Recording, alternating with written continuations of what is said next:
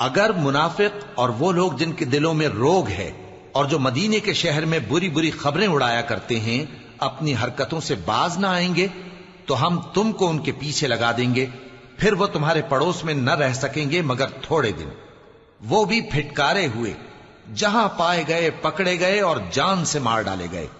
جو لوگ پہلے گزر چکے ہیں ان کے بارے میں بھی اللہ کی یہی عادت رہی ہے،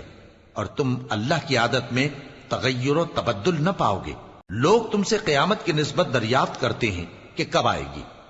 کہہ دو کہ اس کا علم اللہ ہی کو ہے، اور تمہیں کیا پتا، ہو سکتا ہے قیامت قریب ہی آ گئی ہو۔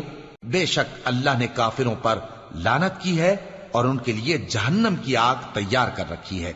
اس میں وہ ہمیشہ ہمیشہ رہیں گے، نہ کسی کو دوست پائیں گے اور نہ مددگار۔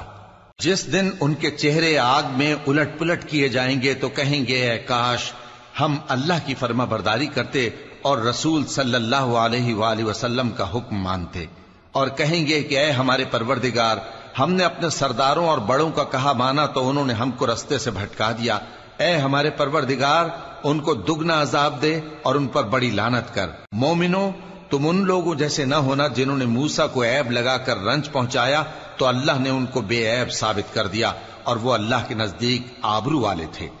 مومنوں، اللہ سے ڈرا کرو اور بات سیدھی کہا کرو، وہ تمہارے سب کام سنوار دے گا اور تمہارے گناہ بخش دے گا، اور جو شخص اللہ اور اس کے رسول صلی اللہ علیہ وآلہ وسلم کی فرمانبرداری کرے گا تو بے شک بڑی مراد پائے گا۔ ہم نے بار امانت کو آسمانوں اور زمین اور پہاڑوں پر پیش کیا تو انہوں نے اس کے اٹھانے سے انکار کیا اور اس سے ڈر گئے،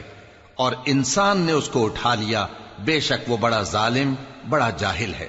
تاکہ اللہ منافق مردوں اور منافق عورتوں اور مشرک مردوں اور مشرک عورتوں کو عذاب دے، اور اللہ مومن مردوں اور مومن عورتوں پر مہربانی کرے، اور اللہ تو بخشنے والا ہے، مہربان ہے۔